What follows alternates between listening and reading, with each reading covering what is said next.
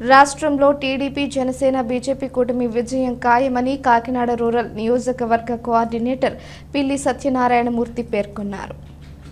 వలసపాకలలోని మాజీ ఎమ్మెల్యే పిల్లి అనంతలక్ష్మి సత్యనారాయణమూర్తి నివాసం వద్ద ఆయన విలేకరుల సమావేశం నిర్వహించారు.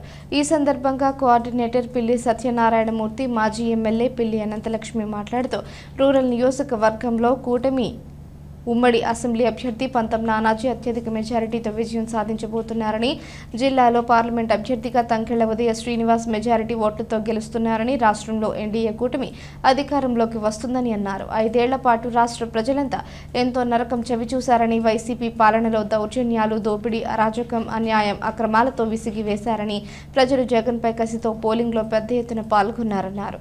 రాష్ట్రంలో ప్రజా కూటమికి పట్టం కట్టే విధంగా ప్రజలు ఓటేశారన్నారు. ఈ భారతదేశ వ్యవస్థలో, రాజకీయ వ్యవస్థలో ఈ ఆంధ్ర రాష్ట్రానికి జరిగిన ఎన్నికలు ఒక చారిత్రాత్మకంగా నిలిపోయే ఘట్టాలుగా కనపడుతూ ఉన్నాయి.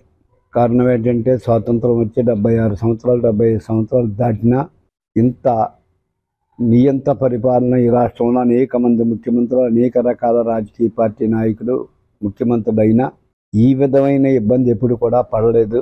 అందులో భాగంగా ఎన్నికలు ఎప్పుడు వస్తాయా, ఎప్పుడు ఓటేసి ఈ ప్రభుత్వానికి కిందకి దించాలా అన్న తపనతో ప్రజలందరూ ఉంటాం.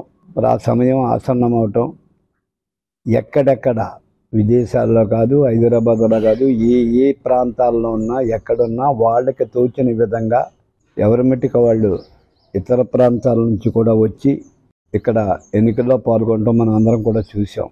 సుమారు 82%, రమారమే 82% యావరేజ్ పోలింగ్ రాష్ట్రంలో వచ్చిందంటే చాలా అత్యధికం.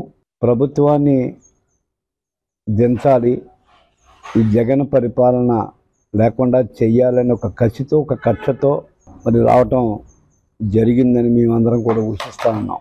ఈ రాష్ట్రాన్ని పునర్నిర్మించుకుని మరి 2014, 2019లో ఏ అభివృద్ధి అయితే జరిగిందో ఆ అభివృద్ధి, ఆ విధమైన పరిపాలన కావాలి. అది సుసాధ్యమైన పని కాదు అని తెలిసి ఎన్నికలకు వెళ్ళిన తర్వాత ఈ రాష్ట్రానికి ముఖ్యమంత్రి చంద్రబాబు నాయుడు గారే కావాలి, అది కూటమి అభ్యర్థుల్లో అందరూ గెలిపించాలని ఒక కక్షతోటి అందరూ కూడా పాల్గొనడం కూడా జరిగింది. ఇక్కడున్న మాజీ శాసనసభ్యురాలకి సీటు రాకుండా ఉంటే మా గెలుపు చాలా సులువు, అనంతలక్ష్మికి రాకుండా ఉంటే 1000 దేవుళ్ళకి మొక్కుతామన్న సందర్భోచితాలు జరిగిన సందర్భాల్లో నానాజీ గారికి మించిన క్యాండిడేట్ లేడు, is the one of the best candidate, winning candidate అని ఒక స్టేజ్కి తీసుకొచ్చిన మా నాయకులకి అందరికీ కూడా మేము ఇలా శిరస్సు వంచి పాదాభినందన చేస్తూ ఉన్నాం.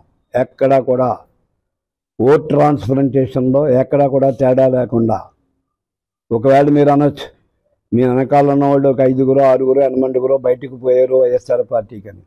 ఒక రాజకీయ వ్యవస్థలో నాయకులే రాత్రులు పదవులో ఉన్న వాళ్ళే మారినప్పుడు, ఒక సామాన్య కార్యకర్త కొన్ని ప్రలోభాలకు నమ్మి ఎక్కడికో పోయినప్పుడు ఆ పార్టీలోంచి కూడా అంతకన్నా పెద్దోళ్ళు మా పార్టీలోకి వచ్చి ఈవేళ అనంతలక్ష్మి గారు ఎగితే నెగ్గుతామని అనుకున్న వాళ్ళకి ఇవాళ పంతం నానాజీ లాంటి అభ్యర్థి మీకై కూర్చునే విధంగా ఇవాళ మా కార్యకర్తలు తయారు చేశారంటే అది తెలుగుదేశం పార్టీ యొక్క క్రమశిక్షణ మారు పేరు అని చెప్పి సభాముఖంగా అందరికీ కూడా తెలియజేస్తా ఉన్నా.